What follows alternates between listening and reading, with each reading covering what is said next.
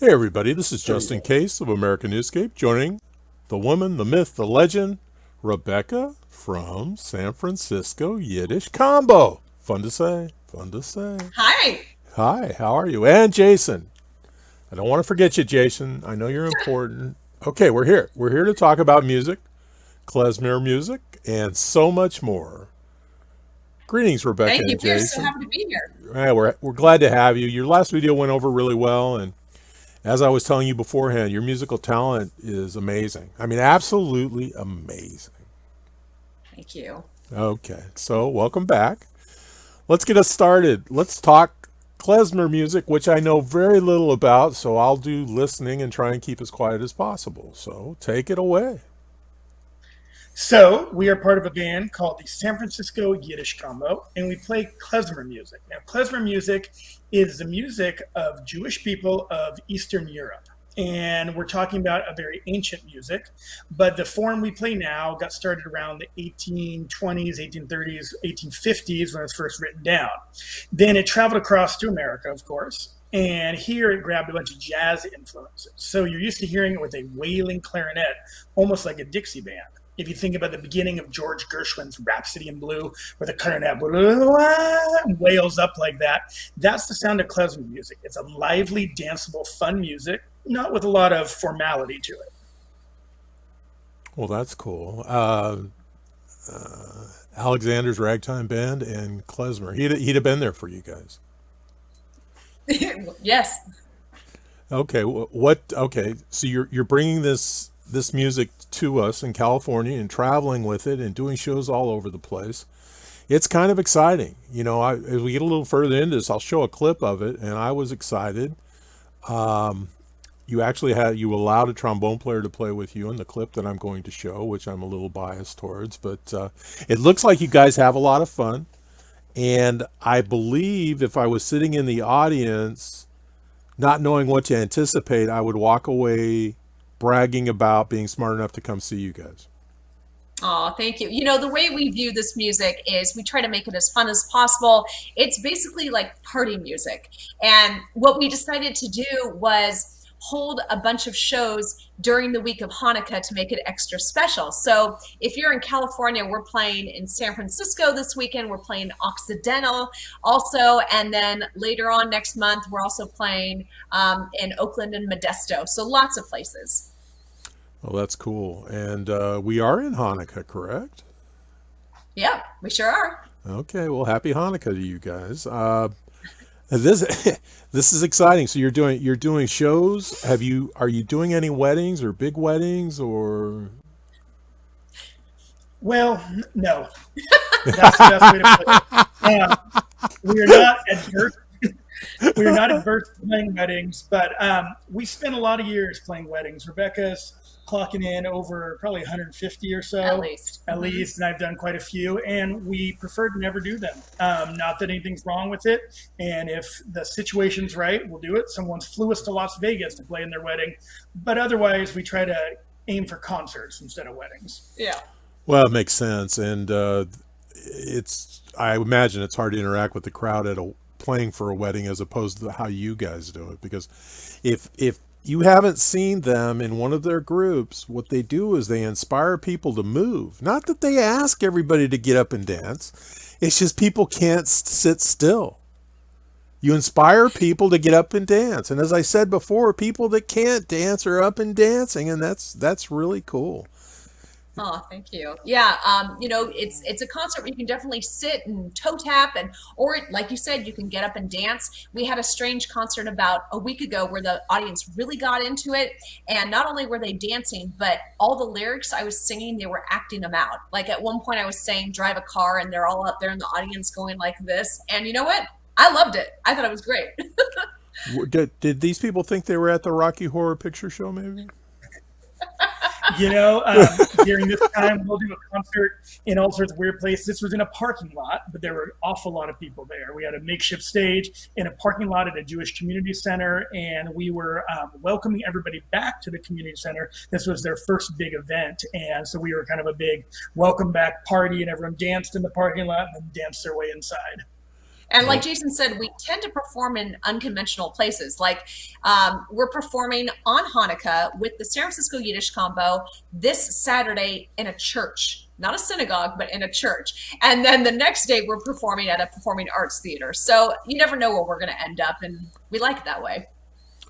well, there is a beauty in religion that the aspects of love and family and things they do translate from church to church, different types of church, and very. And I've always noticed that about a lot of my Jewish friends.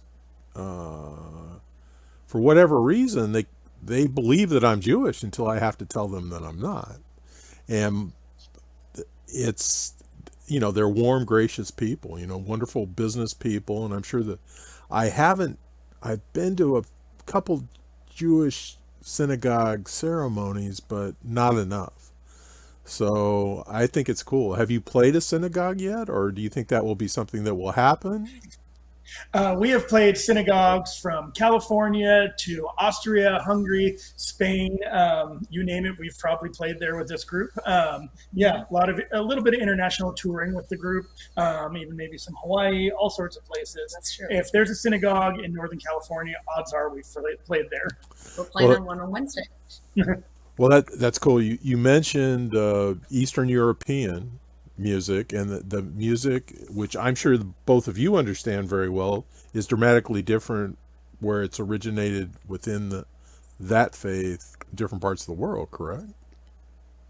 Yeah, so the music, klezmer music, Yiddish is a language that goes along with klezmer music. The songs we play are the same exact songs you would have heard a couple hundred years ago in Moldavia, Romania, Germany, but of course we play with our own spin. So one of the things we do as part of our concert is we trace the history of klezmer music from where it began to where it is now.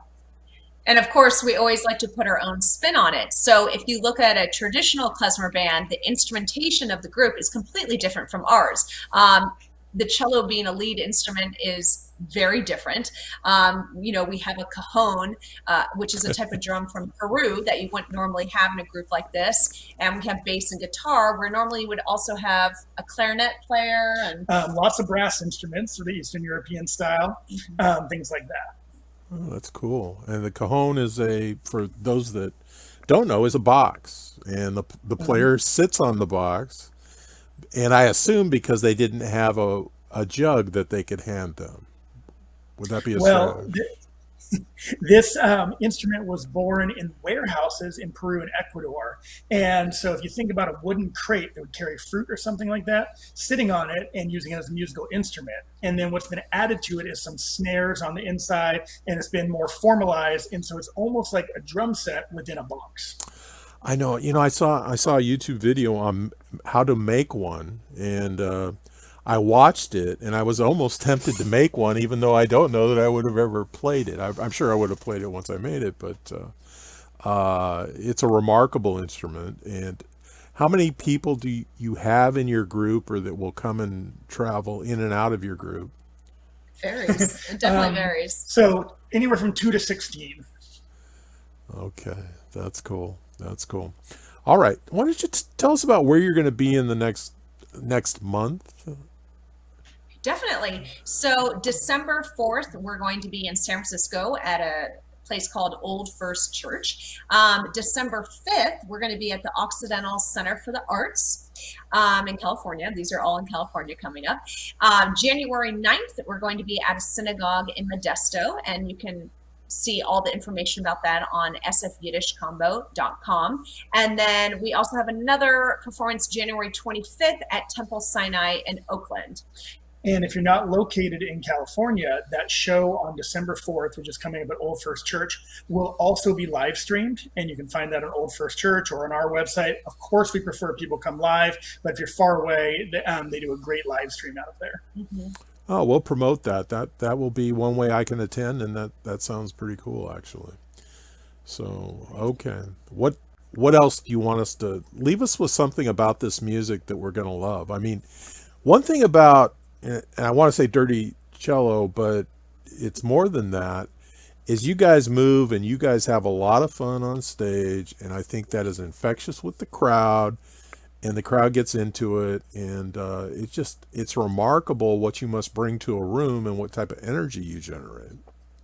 Thank you. Well, if you're thinking of your typical klezmer band, if you just YouTube it, we're not that. And we never like to be your typical type of band for anything, including dirty cello. So we put our own spin on it. But what we do make sure to always have for our concerts is that it's fun for the audience, it's fun for us. There's a lot of passionate playing and full high energy, and everybody leaves with a smile on their face.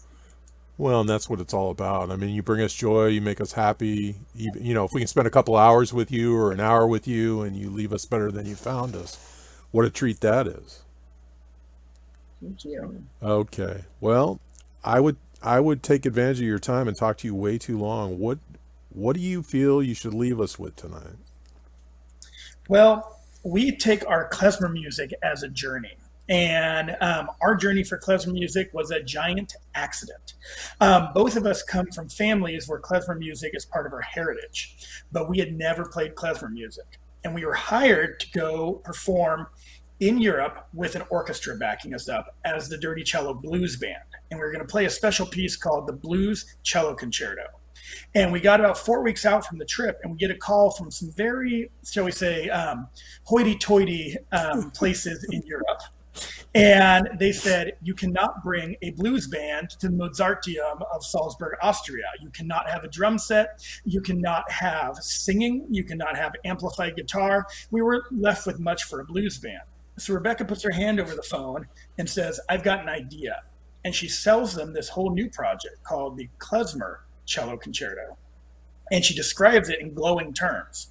And then she puts her hand back over the phone and looks at me and says, can you write that really quickly? Because it didn't actually exist. Yeah. But she described it beautifully.